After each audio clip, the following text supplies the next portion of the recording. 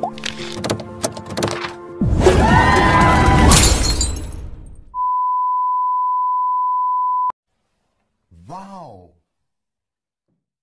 Kembali lagi di catatan kecil Merdeka TV. Ini catatan kecil Merdeka TV akan membahas tentang 10 permainan tradisional zaman 90. Sebelum lanjut ke video, jangan lupa untuk like, comment, and subscribe, serta bagikan ke teman-teman 90 kalian.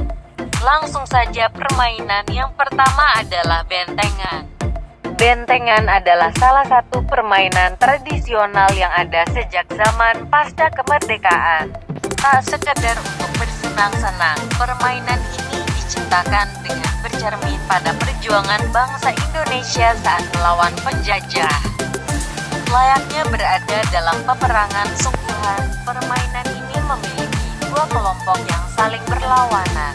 Masing-masing kelompok terdiri dari 4-5 orang, dan tugas pemain adalah menyentuh atau merebut benda yang ada di benteng markas kelompok lain. Keseruan permainan ini terjadi saat musuh telah mendekati benteng. Teriakan-teriakan histeris pun pecah mewarnai permainan ini. Permainan yang kedua, gatlik atau patel lele. Ada dua kondisi yang membuat hati dak-dikduk saat memainkan gatrik. Pertama, saat menjungkit bambu kecil dan memukulkannya. Sedikit saja gagal fokus maka pasti kita akan kalah. Bagi yang belum tahu, gatrik adalah permainan tradisional menggunakan dua batang bambu sepanjang 30 cm dan 15 cm. Selain itu, untuk penyangga biasa dibuat lubang, batu, atau batu bata sesuai kesepakatan pemain. Permainan ini biasa dilakukan di lapangan luas yang datar. Saat ini hampir tidak ada anak-anak yang memainkan gatrik sebab jarang ada lahan luas untuk bermain. Jika terpaksa dilakukan di sekitar rumah, salah-salah kaca tetangga akan menjadi sasaran. Di beberapa daerah seperti Pasuruan, permainan ini disebut patel lele. Permainan yang ketiga, rangku alu. Rangku alu berasal dari Nusa Tenggara Timur. Permainan ini menjadi favorit semua orang, terlebih sangat sering digunakan di pramuka. Rangku alu dimainkan dengan menggunakan 4 batang bambu atau kayu yang dibuka tutup sesuai irama. Tugas dari pemain adalah melompati kotak-kotak bambu yang terbentuk dari gerakan buka tutup tanpa terkena bambu itu sendiri. Main harus mempunyai keseimbangan dan kecepatan, sebab semakin lama seseorang bermain maka tempo pergerakan bambu akan semakin cepat. Permainan yang keempat, ular naga. Dinamai ular naga, sebab pemain membuat barisan memanjang bak ular. Permainan ini dimulai dengan menangkap 2 orang sebagai ketua kelompok. Setelah terpilih, kedua ketua memiliki pengikut. Selanjutnya dimulailah perebutan anggota, artinya saling tangkap antar teman di dalam satu kelompok. Kelompok dengan anggota yang habis duluan dianggap sebagai menerima kekalahan. Terlebih adalah kuas legendaris yang bunyinya, ular naga panjangnya bukan kepalang, berjalan-jalan selalu riang kemari. Umpan yang lezat itulah yang dicari, ininya yang terbelakang. Permainan yang kelima, domikado. Permainan legendaris domikado paling sering dimainkan di sekolah sebab tak butuh banyak alat. Tinggal duduk dan menyanyi. Kita hanya perlu membuka tangan kita dan menggabungkannya dengan tangan teman yang ada di samping kita. Selanjutnya, saat lagu mulai dinyanyikan kita tinggal menepuk tangan ke orang di samping.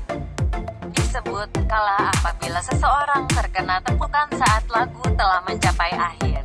Lagu domikado ini memiliki lirik domikado SKSKado pie pie cheese cheese 1, 2, 3, 4. Permainan yang keenam, letokan. Letokan bisa disebut permainan sejenis tembak-tembakan.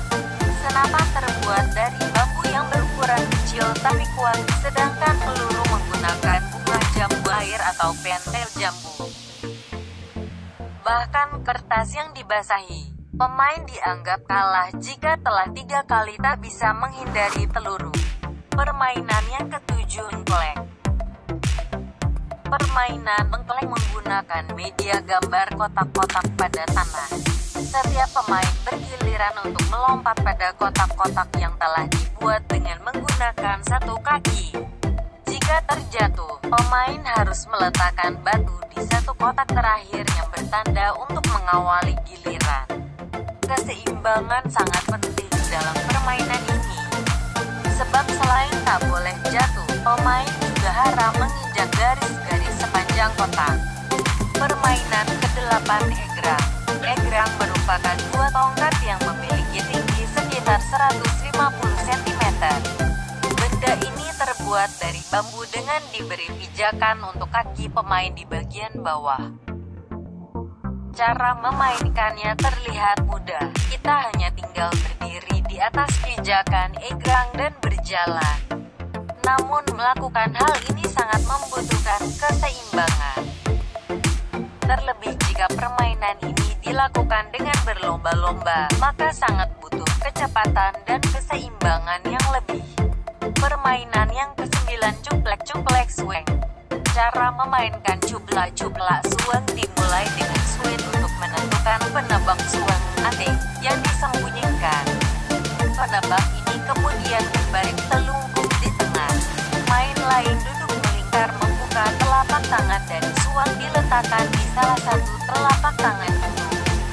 Setelah itu, giliran penebak mengatakan di mana kira-kira keberadaan swing. Permainan yang terakhir adalah sepak sawut. Aturan permainan ini tak ubahnya seperti sepak bola pada umumnya. Hanya saja, bola yang digunakan diberi api. Bahan bola pun berasal dari bongkahan serabut kelapa yang dikeringkan hingga tak ada unsur air. Baru setelah itu, serabut tersebut direndam dengan minyak tanah selama beberapa hari. Akan sangat menyenangkan bila anak-anak zaman sekarang masih bisa melakukan permainan di atas, sebab dijamin keseruannya berlipat-lipat lebih banyak ketimbang hanya memelototi game di handphone atau laptop. Terlebih permainan tradisional tersebut juga mengasah berbagai kemampuan baik fisik maupun kognitif anak. Itulah tadi 10 permainan tradisional yang ada di Indonesia. Jangan lupa like, comment, and subscribe serta share ke teman-teman kalian agar dapat mengetahui informasi ini juga.